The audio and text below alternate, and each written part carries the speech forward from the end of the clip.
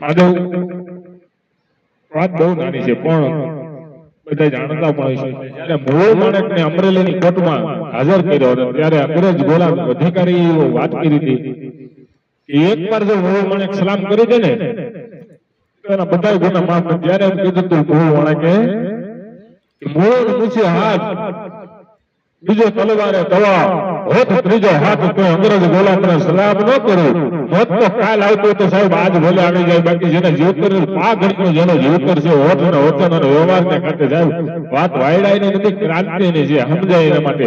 બાકી આજકાલ બધા વાતો બહુ કરે કીધું ભાઈ વાત નથી કરતા કે કૂતરા બહુ હોય હાથી હેલો જતો કૂતરા હોય હાથીને કઈ ફેરે ન પડે સાહેબ. અને જયારે સમાજમાં તમારી પ્રગતિ તમારો શહેર મળે ને જયારે જાહેર થવા ત્યારે નાના મોટા વિરોધ પણ થતા હોય અને તમને પાડવા માટે કાવતરાની પણ કોશિશ કરવી પડે ને ત્યારે સમજી લેવો ભાઈ માની કૃપા છે. અને ત્યારે સાહેબ આખું વિશે ડગલા માંડ્યા જવાના પછી તો ખાતી હોય ખાય ઘરાવી ખાનવાના નીપજે ને કોડો હોય તો માડું ના હોય ઓઢા કરી જસલ અને જખરો હોય એની માપ ઓછું હોય.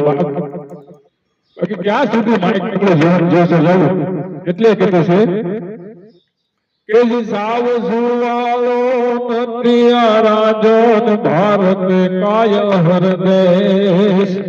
સાવ સુવાળો નથી આ રાજો ભારત કાયલ હરદેશ રે આ ભારત કાયલ હરદેશ.